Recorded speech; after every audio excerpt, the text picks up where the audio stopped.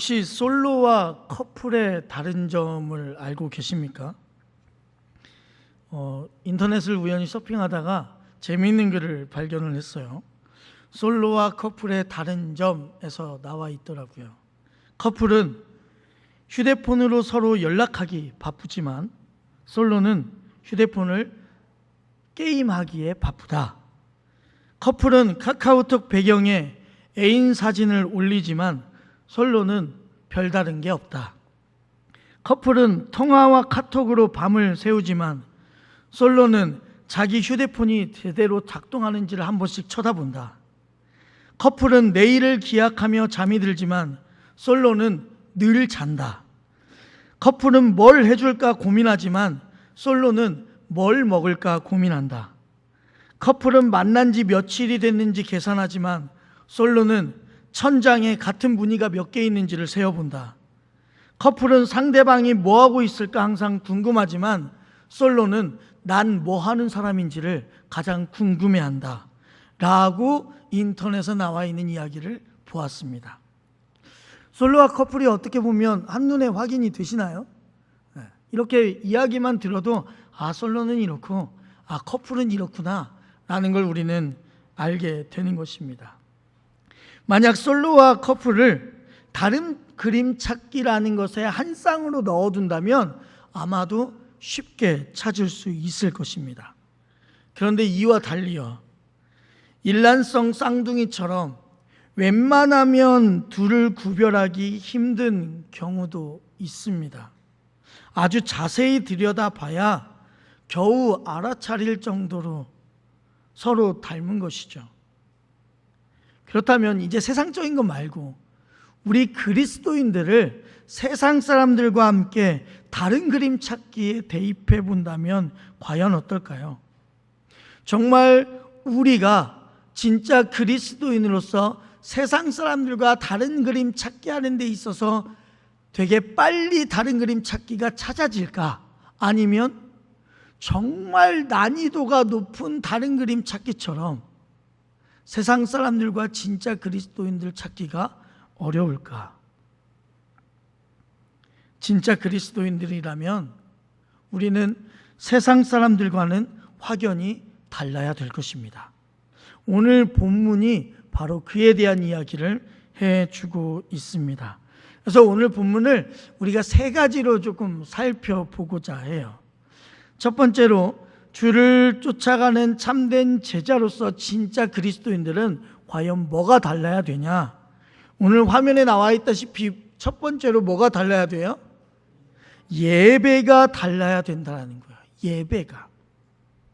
그래서 성경은요, 로마서 12장 1절 하반절에 이렇게 쓰여져 있습니다. 읽겠습니다. 너희 몸을 하나님이 기뻐하시는 거룩한 산 제물로 드리라. 이는 너희가 드릴 영적 예배니라 라고 쓰여져 있어요. 거룩이라는 말은 우리가 알다시피 구별되어졌다라는 뜻을 가지고 있습니다. 특별한 목적을 위해서 따로 세워진 것이죠. 하나님께 드리기 위해 따로 구별되어진 것이 뭐냐? 그게 바로 거룩한 예배라는 거예요. 그런데 이 성경을 보니까 이 예배를 어떻게 드리라고요? 산 제물로 예배를 드리라고 이야기한단 말이에요. 산 제물이라는 것은 원래는요, 여러분, 하나님 앞에 제물로 드리기 위해서는 그 제물이 죽어져야 돼요? 살아있어야 돼요? 죽어 있어야 된단 말이에요. 이스라엘 백성들이 제물을 가지고 하나님께로 나아갈 때 그 제물은 피를 흘리고 죽어야만 된단 말이에요. 우리 출애굽기나 레위기에서 계속해서 예배를 드릴 때 어떠한 이야기를 하냐면 산 제물을 가져다가 그 앞에서 어떻게 한다고요? 그 제물에 목을 친단 말이에요. 그리고 그 목에서 나오는 피를 가지고 하나님 앞에 나아가는 게 구약시대의 예배였단 말이에요. 그래야 하나님께서 그 제물과 그 제사를 하나님께서 받으신다라고 성경에 나와 있어요. 그런데 오늘 로마서는요, 우리 몸을 제물로 하나님께 드려야 되는데 어떻게 드리라고요? 산 제물로 드리라라고 우리에게 이야기하고 있어요. 죽은 제물이 아니라 산 제물로 드리라고요. 그러면 이건 과연 무엇을 의미하시는 걸까? 바로 우리의 예배에 있어서, 삶의 예배에 있어서 한순간만 예배 드리는 것이 아니라, 한순간만 내 자신을 죽여서 드리는 예배가 아니라 어떻게 하라고요? 모든 나의 삶이 살아있는 채로 예배를 드려야 된다는 거예요. 만약에 오늘 여러분들이 거룩한 주일 이 자리에 나와서 이 주일 예배를 드리기를 원하신다면 당연히 여러분들의 자아나 여러분들의 몸이 죽어져야 되는 게 당연하겠죠. 그런데 우리는 단지 이날을 위해서만 예배 드리라고 하신 게 아니란 말이에요. 그러면 어떻게 해요?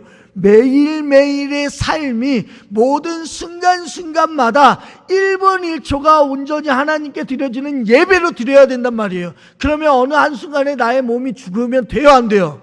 안 돼요. 안 된단 말이에요. 우리의 삶 전체가 하나님 앞에 예배 드려져야 된다는 거야. 우리 광림교회도요, 주일 예배, 수요 예배, 금요 기도회, 새벽 예배가 있잖아요. 이런 예배들 가운데로 하나님을 만날 수 없단 말이에요. 그러면 어떻게 해요? 온전히 하나님께 매일매일 날마다 삶의 숨을 쉬는 순간마다, 그럴 때마다 하나님께 예배 드리는 일들이 우리에게 찾아와야 된다는 거예요. 그게 바로 산 제물로 예배드린다라는 의미예요. 사랑하는 성도님들, 우리 단순히 이 자리에 주일이니까 온 것만으로는 죄송하지만 하나님 만나기가 어려워요.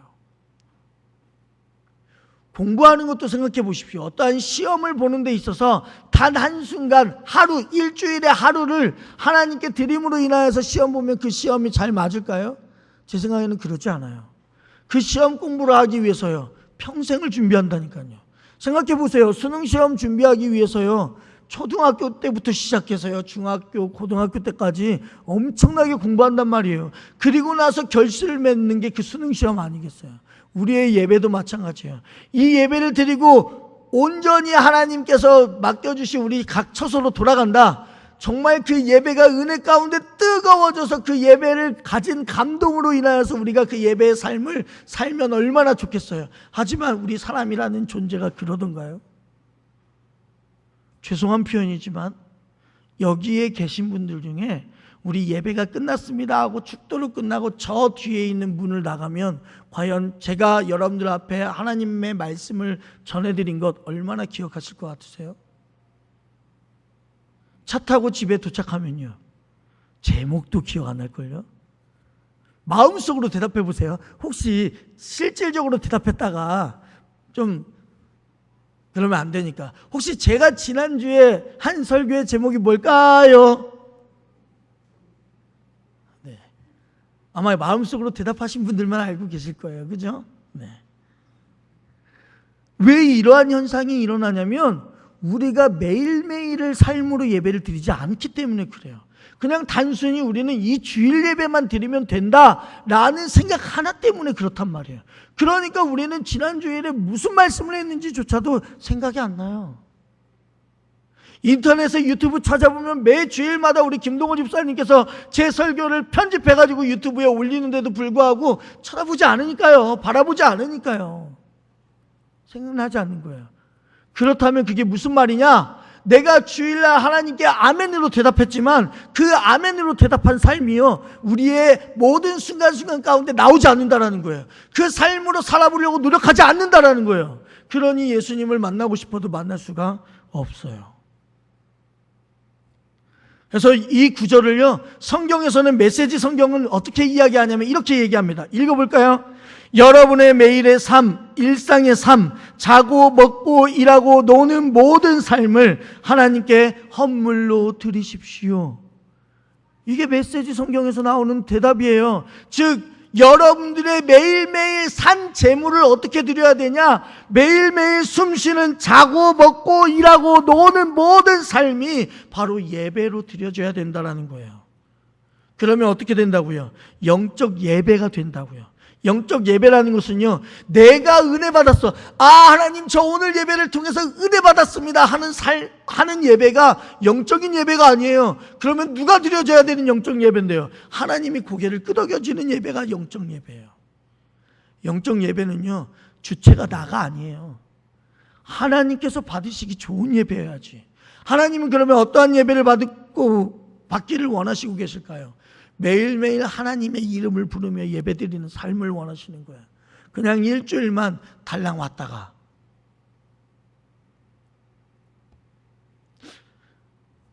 여러분들의 자녀분들이 분명히 곳곳에 계시잖아요. 우리 대한민국 곳곳에 또는 해외에도 계시는데, 여러분들 자녀들 평소에 몇 번 보세요? 추석, 설날, 명절 때, 그렇죠? 자주 왔다 가지 않아요. 그러니 어떠한 마음이 있냐면 아쉬워요. 내가 낳은 자녀인데 바라보지를 못하고 있으니 아쉬운 거예요. 우리 하나님은 어떠실까요? 매일매일 여러분들이 하나님 앞에 나와서 하나님과 기도로서 대화하기를 원하시는데 우리가 그러지를 못해요. 기껏해야 일주일에 한 번 하나님 앞에 나와요. 얼마나 하나님 아쉬우실까요? 오늘 우리의 예배는 어떻습니까? 주일 예배를 드리는데도 혹시 집중하지 못하시는 마음이 있지 않나요? 혹시 내가 집에 가스불은 끄고 나왔는지, 집에 에어컨 내가 끄고 나왔던가? 이러한 생각으로, 딴 생각으로 차 있는 사람들이 있을지 모르겠습니다. 주일 예배조차 이렇게 집중하지 못하고 온전히 하나님께 드리지 못한다면 축도 후의 삶인들 제대로 드려줄 수가 있을까요? 진짜 그리스도인은요, 교회 예배에 충실함은 물론 매일의 삶 속에서도 충실히 예배 드려야 되는 것입니다. 일상이 머무는 곳곳에서 내가 만나는 사람들이, 내가 하는 말과 행동이 하나님께 드려지고 있음을 알게 하는 것, 그것이 바로 진짜 예배자의 삶인 거예요. 또한 하나님께 오늘 예배를 드리는 데 있어서도 여러분, 그냥 예배를 드리시면 안 돼요. 나는 이 정도만 하나님께 예배 드리면 돼. 이러한 예배가 어디 있겠습니까? 애초부터 그런 일은 그런 일은 있을 수가 없는 거예요. 주일만 드리고 월요일은 드리지 못하는 재물, 그런 재물은 없는 거예요. 내가 드리기 원하는 부분만 드리고 그렇지 않은 부분을 숨긴다면 세상 사람들과 별반 다를 게 없을 거 아니겠어요? 우리는 매일의 삶, 매 순간이 예배일 수 있도록, 그 예배가 세상 사람들과 다른 예배를 드려야만이 바로 그게 진짜 그리스도인과 세상 사람들의 첫 번째 다른 점입니다. 그렇다면 두 번째, 진짜 그리스도인들은 세상 사람들과 뭐가 다를까? 두 번째로 뭐가 달라야 돼요? 마음이 달라야 돼요. 마음이. 그래서 로마서 12장 2절 상반절에 보면 이렇게 써 있어요. 읽겠습니다. 너희는 이 세대를 본받지 말고 오직 마음을 새롭게 함으로 변화를 받아라고 써 있어요. 우리가 쫓아가야 될 분은 누구냐면 오직 예수 그리스도 한 분이시지 세상의 풍조와 유행을 따라가는 것이 아니라는 거예요. 오늘 본문을 영어 성경에서는 뭐라고 표현하고 있냐면 이 세상의 패턴을 쫓아가지 말라라고 얘기하고 있는 거예요. 이 세상의 패턴, 어떻게 하면 이런 일이 가능할까? 성경에 써 있잖아요. 마음을 새롭게 함으로 변화를 받아라고 되어 있어요. 즉 우리가 세상의 패턴, 세상의 유혹을, 세상의 유행을 쫓아가지 않은 방법은 마음을 새롭게 함으로 변화를 받으면 된대요. 여기에서 말하는 변화는 단순히 눈에 보이는 그러한 변화가 아니에요. 속에서부터 가장 중심적이고 본질적인 것들이 바뀌는 게 바로 이 성경에서 말하는 변화예요. 우리의 생각과 가치관, 판단 기준, 이러한 것들이 새롭게 변화되어지는 것. 그래서 성경은 세상의 것들을 따라하지 말고 마음의 변화를 받아 새롭게 되라라고 이야기하고 계신 거죠. 그러면 여러분, 세상의 것들이 과연 무엇일까? 세상의 것들. 요한일서 2장 16절 말씀 함께 읽겠습니다. 이는 세상에 있는 모든 것이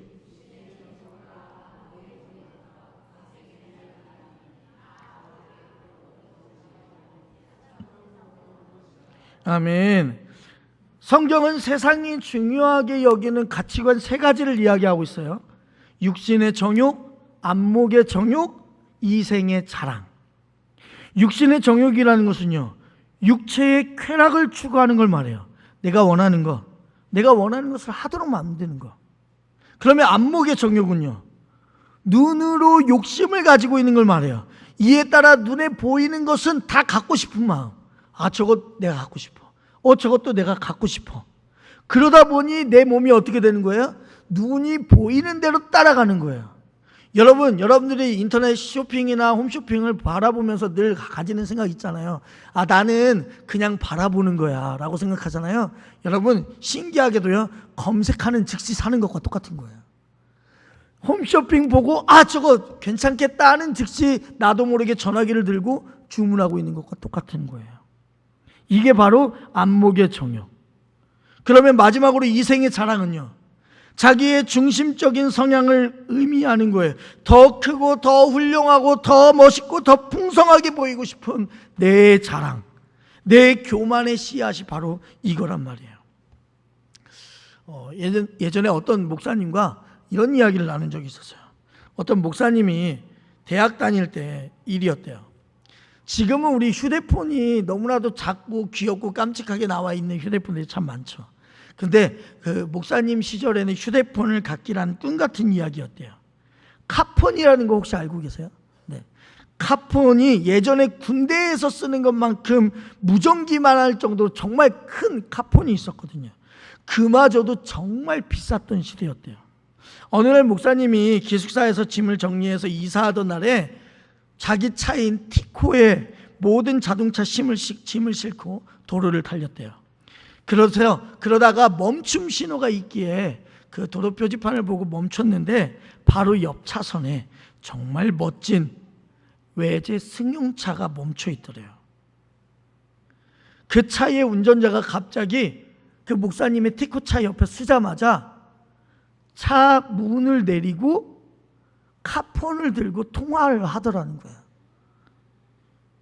근데 그 외제차가 너무나도 멋있는 나머지 그때 당시에 어떤 외제차였냐면 버튼을 누르면 창문이 내려가는 외제차였대요. 그 목사님 차는 어떤 차였냐면 수동으로 이렇게 핸들을 돌려야 창문이 열어지는 차. 그때 그것이 너무나도 멋있어 보였다는 거예요. 그래서 이 목사님이 안 되겠다. 나도 멋있어 보여야 되겠다.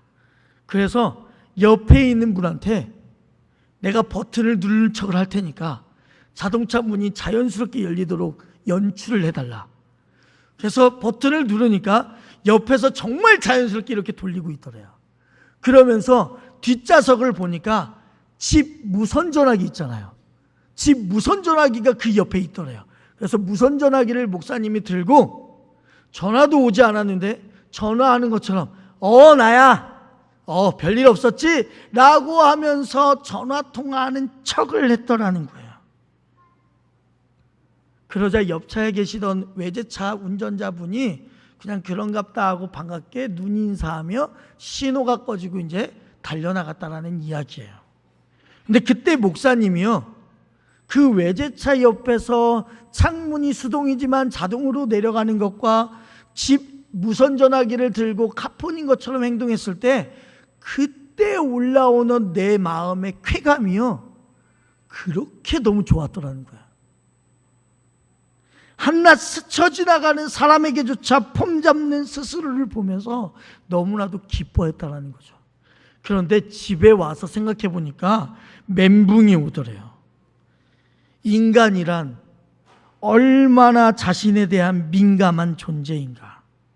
남보다 더 크고 더 멋있고 더 똑똑하고 더 훌륭하고 더 과장되게 보이기를 원하는지 본인의 실체를 그때서야 알게 되었다라는 이야기를 해준 적이 있어요. 여러분, TV와 신문의 뉴스들을 한번 보십시오. 인터넷에 떠도는 세상의 많은 이야기들을 보세요. 거기에는요, 하나와 같이 육신의 정욕, 안목의 정욕, 이생의 자랑이 모두 다 가득해요. 그게 바로 이 세상의 패턴이에요. 세상 사람들이 보는 것과 우리가 보는 것은 달라야 되겠죠. 우리의 가치관은 그들과 구별되어야 된단 말이에요. 자녀들을 키울 때도 마찬가지예요. 하나님 안에서 제자들의 삶을 살겠다고 다짐했으면서 정작 자녀들에게 세상의 스펙을 요구하고 있다면 우리는 세상 사람들과 별반 다를 게 없겠죠. 예전에 어떤 교회에서 이런 일들이 있었어요. 결혼 정년기의 사람이나 그런 자녀를 부모를 둔 사람들을 만나보면 그 부모를 둔 사람들이 이런 이야기를 합니다. 제 아들이 아직 결혼을 못했어요. 정말 좋은 사람을 소개시켜 주세요. 어떤 거 필요하세요? 라고 말씀드리면 아이 뭐 믿음밖에 안 봐요. 믿음만 제대로 서 있으면 되죠. 그래서 정말 믿음으로 제대로 서 있는 사람을 소개해 줘요. 그러면 막상 그 대상자가 나타나게 되니까 결혼을 고려할 때쯤 믿음만 가지고는 안 된다고 이야기하시더라고요. 재산을 보고 학벌을 보고 집안을 보고 사회적 지위를 보고 따져야 될 게 한두 가지가 아니라는 거예요. 그렇다면 우리의 평가 기준이 세상 사람들과 별반 다르게 없는 걸로 나아가고 있는 것이겠죠. 그러므로 우리는 정말 중요한 것을 제대로 붙잡고 있는지 때때로 자신을 점검해야 됩니다. 나를 행복하게 하는 것, 나를 만족스럽게 하는 것, 내가 정말 재밌어하는 것이 무엇인지, 세상 사람들과 정말 분명히 다른 생각을 갖고 있는지를 살펴볼 필요가 있는 거예요. 마태복음에 이런 말씀 써 있어요. 마태복음 6장 31절 32절 읽겠습니다. 그러므로 염려하여 이르기를 무엇을 먹을까 무엇을 마실까 무엇을 입을까 하지 말라. 이는 다 이방인들이 구하는 것이라.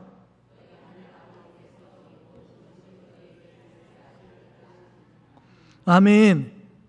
그런데도 하나님의 자녀라고 불리우는 우리들은요, 이방인과 마찬가지로 매번 항상 하나님께 구해요. 무엇을 마실까, 무엇을 입을까, 무엇을 어떻게 할까를 마치 그것에 우리의 인생 모든 것이 달려있는 것처럼 염려할 때가 있단 말이에요. 그리고 하나님께요, 신앙이라는 이름으로 그걸 열심히 구하고 있어요. 남들이 잘 되면 나는 더 잘 되게 해달라고 기도하고 있고요. 그런데 성경은 정확히 뭐라고 얘기하고 있는 거예요? 이는 다 이방인들이 구하는 것들이라고요. 그리고 나서 연이어서 6장 33절 읽겠습니다. 그런즉 너희는 먼저 그의 나라와 그의 의를 구하라. 그리하면 이 모든 것을 너희에게 더하시리라. 아멘. 그런데 우리는 이 말씀과도 대치되죠. 순서를 바꾸어 달라고 조르는 거예요. 하나님, 이 모든 것을 먼저 저희에게 더해 주시면, 즉 좋은 대학 가고 승진도 하고 성공하면 그때 가서 그것으로 하나님을 섬기고 하나님 나라를 위해서 내가 그걸 쓰겠습니다라고 말한단 말이에요. 이러한 기도 모든 것들이 다 세상 사람들의 것이지 진짜 그리스도인의 것은 아니란 말이에요. 진짜 그리스도인들은 우리가 살펴봤다시피 세상 사람들과 다른 마음을 가지고 있어야 됩니다. 삶을 보는 시각이 다르고요, 가치관이 달라야 되는 거예요. 판단과 평가 기준이 달라야 되는 거예요. 하나님께서 주시는 가치관을 따라서 그분이 중요하게 여기는 것을 나도 중요하게 여겨야 되는 마음이 우리 마음 가운데 필요하다는 거예요. 자, 그럼 세 번째로, 자, 첫 번째 우리가 뭐라고 했어요? 뭐가 달라야 된다고요? 예배가. 두 번째로는요, 마음이. 세 번째로는 바로 라이프 스타일이 달라야 된다는 거예요. 로마서 12장 2절 하반절을 함께 읽어볼게요. 하나님의 선하시고 기뻐하시고 온전하신 뜻이 무엇인지 분별하도록 하라라고 기록하고 있어요. 이 말씀에 쓰인 분별의 헬라어 원어의 뜻은 검증하다, 입증하다, 인정하다라는 뜻을 가지고 있어요. 즉 분별이란 이미 우리에게 주어진 것들을 삶 가운데 실제로 경험하며 확인하는 것이 바로 이거예요. 그래서 본문 2절 전체를요, 헬라어 원어에 충실하게 번역하면 이 말씀이 되는 거예요. 읽겠습니다. 여러분은 마음을 새롭게 하여 변화를 받아 하나님의 뜻을 실제로 체험하고 검증하는 삶을 사십시오. 그렇다면 우리 삶 가운데 하나님의 뜻이 항상 선하시고 항상 기뻐하시고 항상 완전하시다는 것을 체험하게 될 것입니다. 아멘. 즉 진짜 그리스도인의 삶은 바로 하나님의 뜻을 검증하며 사는 삶이라는 거예요. 하나님의 뜻을 확인했다면 그걸 체험해 가는 삶, 즉 세상 사람들과의 삶과 하나님을 믿는 사람들의 라이프 스타일은 완전히 달라야 되는 거예요. 근데 이 달라지는 가장 중요한 게 뭔지 아십니까? 바로 삶의 습관이 달라져야 되는 거예요. 제가 요즘 그 다이어트를 하고 있어요. 다이어트. 많은 분들이 저한테 아유 목사님 뭐 지금 보시기에 딱 좋은데 무슨 다이어트를 하세요? 여러분들 제 모습을 여러분들이 제대로 안 봤잖아요. 제가 물론 이게 딱 탄탄하고 다부져 보이잖아요. 그죠? 제가 근육량이 많아가지고 몸무게가 꽤 많이 나가요. 그러다 보니까 이게 트레이너들한테 가서 이야기를 들어보면 제가 살을 빼야만이 건강한 근육이 만들어진다는 거예요. 그래서 이참에 살을 빼보자. 제가 휴가를 다녀왔더니 휴가 가운데서 가족들이 저한테 휴가 3박 4일 내내 저한테 뭐라고 말하냐면 너 왜 이렇게 살이 쪘니? 라고 말을 했어요.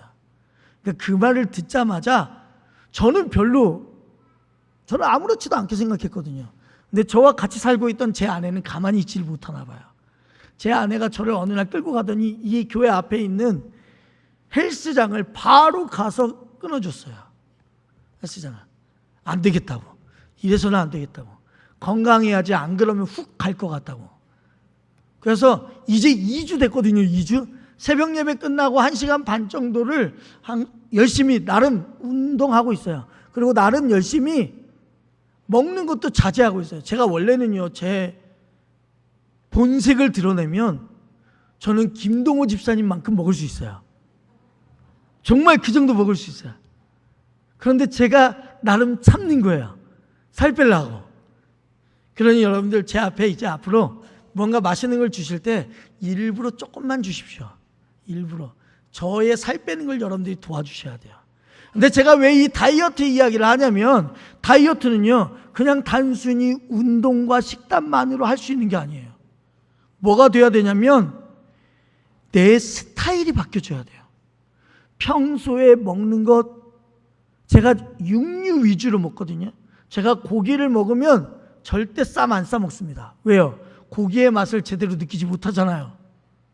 분명히 저와 같은 분들도 계실 거라 생각하는데 삶의 스타일을 변화시켜야 되는 거예요. 어느덧 저도 모르게 쌈 싸먹고 있는 제 자신을 보이게 되는 거예요. 진정한 다이어트는 그렇게 습관들이 바뀌어져야 되는 거예요.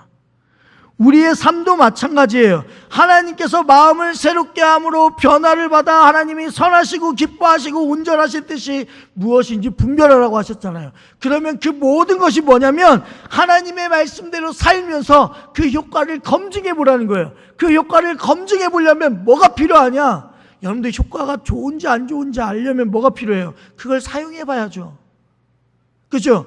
여러분들에게 있어서 요즘 유명한 약이 뭔지 모르겠어요. 제가 익산에서 여기 올 때까지만 해도 익산의 성도들이 가장 유명한 약으로 서로를 권유하는 약이 있었어요. 그게 뭐냐? 콘드로이친이에요. 무릎에 좋고 관절에 그렇게 좋다고 서로 권사님들 사이에 이 콘드로이친이 해외에서 가져온 게 너무나도 좋더라. 해외 사이트 알려줄 테니까 이거 한번 사서 먹어봐. 되게 좋아. 라고 추천한단 말이에요. 그러면 그 추천하시는 분은요, 콘드로이친을 매일 먹다 보니까 자기의 무릎이, 자기의 관절이 깨끗하게 나아졌다는 것을 경험하고 아는 거예요. 그러면 우리도 마찬가지예요. 예수님의 마음을, 하나님의 마음을 가지고 우리가 세상 사람들이 아니라 하나님의 마음을 가진 다른 사람들로 변화되어 살려면요, 하나님의 말씀의 끝까지 한번 우리가 경험해보고 입증해 봐야 될 거 아니에요. 그렇죠? 경험해 봐야만이 내가 그 경험에 대해서 말씀을 입증할 수가 있는 거예요. 아니 여러분들이 그렇게 살아보지도 않았는데 어떻게 예수님을 전하겠어요? 전도요, 여러분 말로 해서는 요즘 안 된다니까요. 여러분들의 삶의 모습을 보고 전도가 된단 말이에요. 그런데 여러분들이 그 말씀대로 살아가지 않는데 어떻게 세상 사람들이 여러분들의 모습을 보고 나 하나님 믿어야지 할 수 있겠냐고요. 달라야 되는 거예요. 그래서 세상 사람들은 우리한테 이렇게 표현한단 말이에요. 아, 저 사람은 진짜 달라. 때로는요, 아이고 저 사람 우리랑 똑같아. 다른 게 하나도 없어. 뭐가 칭찬일까요? 다르다는 게 칭찬이겠죠. 세상 사람들이 보기에 신앙을 가진 사람들과 우리랑 똑같아, 별반 다를 게 없어라고 말한다면요, 여러분 죄송하지만 여러분 신앙 잘못된 거예요. 제대로 살아야죠. 하나님께서 원하시는 게 바로 이러한 거예요. 진짜 세상 사람들이 말하는 대로, 행동하는 대로, 생각하는 대로, 판단하는 대로, 이해하는 대로 따라간다면 무엇이 다르겠어요? 그러면 이렇게 왜 우리가 달라져야 되냐? 가장 중요한 거, 왜 우리가 달라져야 되냐 이거야. 왜? 뭐 때문에? 로마서 12장 1절 상반절을 함께 보시죠. 읽겠습니다. 그러므로 형제들아, 내가 하나님의 모든 자비하심으로 너희를 권하노니. 아멘. 여기서 중요한 건 이거예요. 하나님의 모든 자비하심으로, 즉 예수 그리스도의 긍휼과 자비를 체험하고 그리스도의 십자가 사랑을 경험하며 하나님께 의롭다 하심을 입은 자들이라면 마땅히 그래야 한다라고 이야기하고 있는 거예요. 영어 성경에서는 뭐라고 표현하냐? 하나님께서 너희를 위해 하신 모든 것 때문에라고 이 구절을 표현한단 말이에요. 즉 우리가 변화되어서 세상 사람들과 다르게 살아가는 이유가 뭐라고요? 하나님께서 우리를 위해 하신 것이 있잖아요. 뭘 하셨어요? 십자가에 달려 돌아가신 일을 하셨잖아요. 우리를 사랑한다라는 이유 하나만으로 그 십자가에 달려 돌아가신 이유, 그게 바로 우리가 세상 사람들과 달리 살아가는 목적이 된단 말이에요. 그러니 사랑하는 우리 성도님들, 하나님께서 우리에게 베푸신 크고 놀라우신 사랑과 자비와 긍휼을 기억하시면서 적어도 세상 사람들과 다르게 살아가십시오. 그래야만이 여러분들이 진짜 신앙인으로서 살아갈 수가 있습니다. 여러분들의 이름 앞에 그리스도인이 아니라 리얼이라는 이름이 붙었으면 좋겠어요. 진짜 그리스도인, 진짜 그리스도인. 그 이름이 우리 가운데 붙는다면 여러분들의 삶이 달라질 줄로 믿습니다. 그러한 삶을 살아가시는 우리 모든 성도님들이 되시기를 주님의 이름으로 축원합니다. 기도하겠습니다. 사랑의 주님, 하나님께서 우리에게 베푸신 크고 놀라운 사랑과 자비와 긍휼을 기억하고 가슴에 새길 때 우리가 세상 사람들과 예배가 다르고 마음이 다르고 우리의 라이프 스타일이 달라질 줄로 믿습니다. 그렇게 달라져서 그러한 삶을 살아갈 때에 진짜 그리스도인이라는 이야기를 듣게 될 터이니 주님, 우리 광림교회 모든 성도가 진짜 그리스도인들은 다르구나라는 것을 세상 사람들에 의해서 평가받을 수 있도록 인도하여 주시옵소서. 예수님의 이름으로 기도드립니다. 아멘.